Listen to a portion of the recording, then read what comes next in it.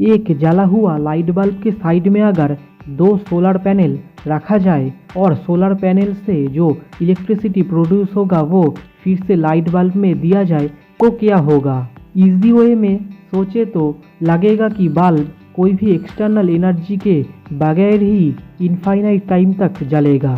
बहुत लोग इस आइडिया पर बहुत टाइम वेस्ट किए हैं। कोई भी एक्सटर्नल एनर्जी के बगैर कोई भी सिस्टम को एक्टिव रखना, इस मोशन को हम परपेचुअल मोशन बोलते हैं, जो कि फ्री एनर्जी के नाम से मशहूर है। इस मोशन को देखकर पॉसिबल लगता है, लेकिन अभी तक इस परपेचुअल मोशन को अचीव करना पॉसिबल नहीं हुआ है दोस्तों। हालांकि बहुत सारे खिलौने और यूट्यूब वीडियो में परपेचुअल मोशन को अचीव करने का दावा करता है, लेकिन ये बात आप कान खोलकर समझ लो कि कोई ना कोई हिडन सोर्स है उसके पीछे। आज के इस वीडियो में हम परपेचुअल मोशन और फ्री एनर्जी के बारे में डिटेल डिस्कशन करेंगे, इसलिए वीडियो को एंड तक देखना। आप देख रहे हैं फैक्टोबेल। उम्मीद है आपको वीडियो पसंद आएगा और चैनल को भी सब्सक्राइब कर देना, नहीं तो बहुत कुछ मिस कर डालोगे। सब्सक्राइब करके हमसे जुड़े रहो। What is perpetual motion? Perpetual motion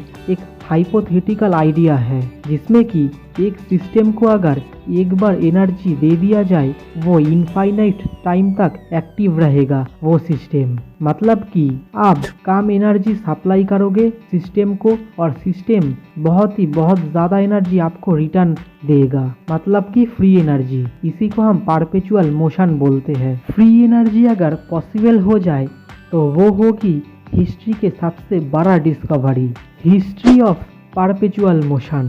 perpetual motion का हिस्ट्री 1000 साल पुराना कॉन्सेप्ट है। उस टाइम पे अनबैलेंस्ड व्हील का कॉन्सेप्ट था, मतलब कि एक ऐसा व्हील जिसमें वेट का डिफरेंस के यूज़ करके चक्के को घुमाया जाता है और वो लाइफ टाइम तक घूमता रहता है। इस प्रोसेस में लिक्विड, बॉल ये सब यूज़ करते थे वो लोग। इस प्रोसेस में व्हील की एक तरफ मास मतलब वेट ज़्यादा होता है और दूसरी तरफ मास मतलब वेट कम होता है। मास डिफरेंस के कारण चक्का घूमता है अपने आप। इस कॉन्सेप्ट थियोरेटिकली पॉसिबल लगता है, लेकिन प्रैक्टिकली ये नहीं होता है क्योंकि सेंटर ऑफ मास और भी फ्रिक्शन जुड़ जाता है इस मोशन में। Modern science and free energy. Modern science में जब थर्मोडायनामिक्स का कॉन्सेप्ट आया तब सब कॉन्फर्म हो गए कि ये फ्री एनर्जी मतलब परपेचुअल मोशन वास्तव में कभी पॉसिबल ही नहीं है, क्योंकि थर्मोडायनामिक्स में दो लॉ है, फर्स्ट लॉ और सेकंड लॉ। फर्स्ट लॉ क्या कहता है? फर्स्ट लॉ कहता है किसी भी सिस्टम में अगर हीट मतलब एनर्जी दिया जाए, वो हीट लेकर वो सिस्टम कुछ काम करता है मतलब वर्क करता है, और बाकी जो हीट है वो इंटरनल एनर्जी में लग जाता है।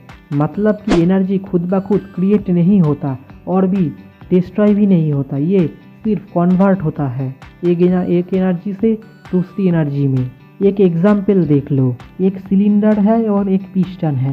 सिलेंडर के ऊपर एक पिस्टन को रखा गया है और सिलेंडर के अंदर गैस भरा हुआ है, जो कोई भी गैस हो, गैस भरा हुआ है। सिलेंडर के नीचे से जब मैं हीट दूंगा तब सिलेंडर के अंदर का गैस का टेम्परेचर बढ़ेगा। टेम्परेचर जब बढ़ेगा तब गैस एक्सपेंड करेगा, और एक्सपेंड करेगा मतलब पिस्टन अपने पोजीशन से थोड़ा ऊपर आ जाएगा। मतलब कि सिलेंडर के नीचे से मैं हीट दिया, इस हीट को हम H मान लेते हैं, और गैस एक्सपेंड हुआ मतलब इसके इंटरनल एनर्जी बढ़ा कुछ, और इस इंटरनल एनर्जी को हम Q मान लेते हैं। और पिस्टन थोड़ा ऊपर उठा मतलब वर्क किया, इस वर्क को W मान लेते हैं। तो थर्मोडायनामिक्स का फर्स्ट लॉ यही कहता है H = Q + W, मतलब जो हीट में दे रहा वो इंटरनल एनर्जी को इंक्रीज करेगा और कुछ वर्क डन भी करेगा, मतलब कुछ काम भी करेगा।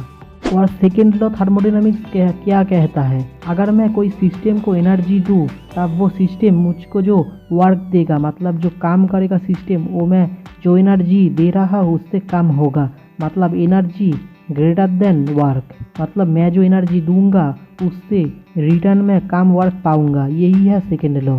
मतलब कुछ एनर्जी लॉस हो जाएगा, इसको हम एनर्जी लॉस भी बोलते हैं। मतलब मैं जो एनर्जी सप्लाई करूंगा वो रिटर्न में नहीं पाऊंगा, उससे कम ही पाऊंगा। यही है नेचर का रूल और second law of thermodynamics. First law and second law को अगर अप्लाई किया जाए इस परपेचुअल मोशन में तो देखा जाएगा कि परपेचुअल मोशन मतलब फ्री एनर्जी ओबे नहीं करता ये फर्स्ट लॉ और सेकेंड लॉ को।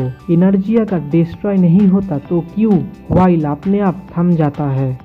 जब हम अनबैलेंस्ड व्हील को घुमाते हैं तब ये साउंड प्रोड्यूस करता है, मतलब काइनेटिक एनर्जी साउंड एनर्जी में कन्वर्ट हो रहा है और इस एनर्जी लॉस हो रहा है। और एयर है जिस वजह से फ्रिक्शन का जन्म हो रहा है और एनर्जी लॉस भी हो रहा है, मतलब काइनेटिक एनर्जी कन्वर्ट हो रहा है, मतलब कि लेकिन डिस्ट्रॉय नहीं हो रहा, जो कि थर्मोडायनामिक्स का फर्स्ट लॉ बोलता है। इस वजह से ही कुछ टाइम बाद ये अनबैलेंस्ड व्हील रुक जाता है। साउंड एनर्जी के कारण, साउंड एनर्जी और फ्रिक्शन की वजह से एनर्जी लॉस होता है और ये व्हील रुक जाता है, लेकिन इसका एनर्जी डिस्ट्रॉय नहीं होता। यही फर्स्ट लॉ है थर्मोडायनामिक्स का। और एक एग्जाम्पल देखो, एक पावर जनरेटर लो, मतलब जो कि घूमने से एनर्जी मतलब करंट प्रोड्यूस करता है, और एक इस जनरेटर को घुमाने के लिए एक दूसरा नॉर्मल जनरेटर लो जो कि बैटरी से कनेक्ट रहता है और बैटरी से घूमता है। दोनों को आपस में जोड़ देते हैं कि एक घूमेगा तो दूसरा भी घूमेगा। अब हम बैटरी से एक बार नॉर्मल जनरेटर को चला दिया तो इस वजह से पावर जनरेटर भी घूमेगा और करंट प्रोड्यूस करेगा। इस करंट को हम फिर से नॉर्मल जनरेटर में दे दिए, तब वो सिस्टम इनफाइनाइट टाइम तक चलेगा और इलेक्ट्रिसिटी मतलब करंट प्रोड्यूस करेगा। इस टॉपिक पे YouTube में बहुत सारे फेक वीडियो मिल जाएगा आपको। YouTube टीम तो ये नहीं देखता ये कितने सारे फेक वीडियो अवेलेबल है YouTube में। अब दोस्तों आप ये देखो, बैटरी से जो एनर्जी मैं दे रहा हूँ उसको ई मान लेते हैं। वो ई मैं नॉर्मल जनरेटर को दूर दे रहा हूँ। नॉर्मल जनरेटर जब घूमता है मतलब उसके साथ साथ पावर जनरेटर भी घूमता है, मतलब वो पावर जनरेटर बिजली उत्पन्न करती है, मतलब एक फाइनल एनर्जी दे रहा है। वो फाइनल एनर्जी मैं फिर से नॉर्मल जनरेटर को ही दे रहा हूँ, मतलब एक साइक्लिक प्रोसेस चल रहा है यहाँ पर। अब देखो थर्मोडायनामिक्स क्या कहता है, मैं बैटरी से जो ई एनर्जी दे रहा हूँ इस सिस्टम में मतलब नॉर्मल जनरेटर को, वो नॉर्मल जनरेटर उस एनर्जी का कुछ हिस्सा खुद का इंटरनल एनर्जी में लगा रहा है और बाकी जो हिस्सा है वो वर्क कर रहा है, मतलब घूम रहा है। इस वर्क को हम W1 मान लेते हैं। वो W1 ही फिर पावर जनरेटर को घुमा रहा है क्योंकि जुड़ा हुआ है दोनों, मतलब W1 जो एक्स्ट्रा वर्क डन है वो नॉर्मल जनरेटर और पावर जनरेटर मिलाकर कर रहा है और फाइनल एक एनर्जी मैं पा रहा हूँ, वो फिर से मैं नॉर्मल जनरेटर को ही दे रहा हूँ। और थर्मोडायनामिक्स का सेकेंड लॉ यही कहता है, मतलब जो मैं बैटरी से जो एनर्जी दे रहा हूँ उससे कम एनर्जी मैं पाऊँगा रिटर्न पावर जनरेटर से, और वास्तव में ये होगा भी, मतलब मैं जो सप्लाई कर रहा हूँ बैटरी से उससे कम पाऊँगा।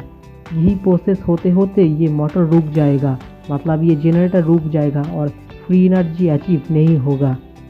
मतलब ये प्रोसेस फर्स्ट लॉ और सेकेंड लॉ को ओबे करता है और फ्री एनर्जी इम्पॉसिबल है वास्तव में। इस वजह से फ्री एनर्जी पॉसिबल ही नहीं है दोस्तों। Perpetual motion and free energy, theoretically और प्रैक्टिकली इस परपेचुअल मोशन पॉसिबल नहीं है, तब भी लोग इसके ऊपर रिसर्च कर रहे हैं बहुत सालों से। जैसे कि मैग्नेट यूज करके परपेचुअल मोशन मतलब फ्री एनर्जी, लिक्विड को यूज करके फ्री एनर्जी एक्सेट्रा। दूर से देखकर बहुत सारे चीज़ों को परपेचुअल मोशन मतलब फ्री एनर्जी लगता है, बट वो असली में फ्री एनर्जी और परपेचुअल मोशन नहीं है। Take example of perpetual motion.